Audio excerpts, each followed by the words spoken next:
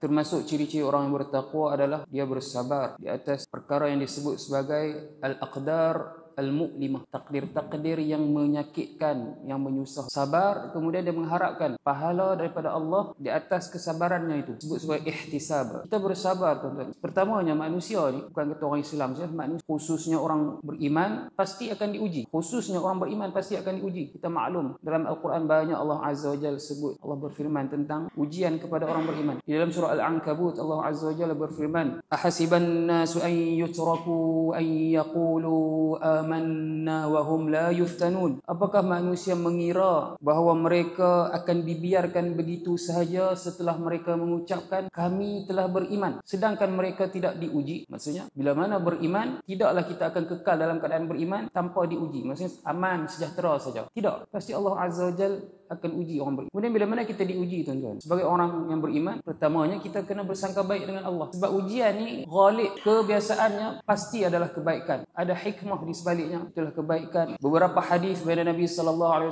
sampaikan kepada kita. Di antaranya hadis yang diriwayatkan oleh Imam Al-Bukhari, man yuridillahu bihi khairan yusab min. Ada riwayat sebut yusib min. Barang siapa yang Allah berkehendak kebaikan untuknya, maka dia akan diuji. Begitu juga hadis yang lain daripada Ummul Mukminin Aisyah radhiyallahu anha. Beliau mengatakan bahawa baginda Nabi SAW bersabda, ma min musibatin tusibul muslim illa kaffarallahu biha an hatta syawkah yushakuha. Hadis riwayat Al-Bukhari dan Muslim. Tidaklah satu musibah terkena kepada seorang muslim melainkan Allah akan hapus daripadanya. Maksudnya hapus apa? Hapus dosa. Kaffarallah, Allah hapuskan dosa daripadanya dengan sebab ujian tersebut. Maksudnya dia kena bersabar dulu. Bahkan sehingga duri yang tertusuknya ataupun dia terkena duri, itu pun Allah akan hapus dosa. Dengan syarat dia kena bersabar. Kemudian dalam hadis yang lain, ini penting tuan-tuan. Sebagai kita kata apa, penenang untuk kita ni orang beriman. Nak pujuk hati kita bila mana kita diuji dengan perkara-perkara yang menyusahkan, yang menduka citakan. Hadis diriwayatkan oleh Imam At-Tirmizi daripada Anas bin Malik radhiyallahu anhu. Beliau menyatakan bahawa sesungguhnya Rasulullah sallallahu alaihi wasallam bersabda,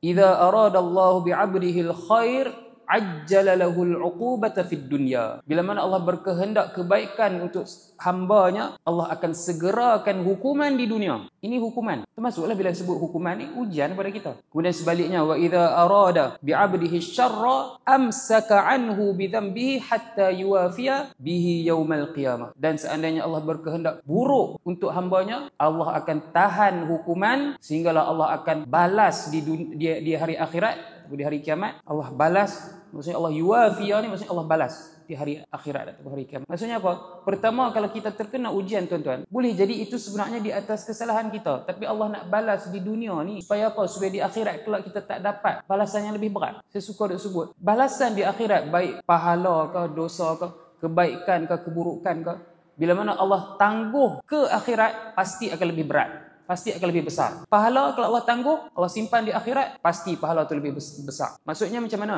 Contoh dalam berdoa kan. Kita doa nak satu-satu hajat, Allah tak bagi di dunia. Allah simpan pahala kita berdoa tu, Allah simpan di akhirat, pasti lebih besar. Tak ada nilainya kita nak banding dengan hajat dunia kita tu. Itu juga dengan dosa. Kalau Allah segerakan hukuman di atas dosa kita di dunia ni, itu lebih baik. Pasti ringan jika nak dibandingkan dengan balasan ataupun azab di akhirat. Jadi mudah-mudahan Allah Azza wa Jalla golongkan kita semua, tuan-tuan, sebagai orang-orang yang bersabar di atas al-aqdar al-mu'limah, takdir-takdir yang menduka citakan, yang menyakitkan kita. Dengan kesabaran itu Allah akan mengangkat darjat kita dan menggunakan ganjaran yang besar, insya-Allah.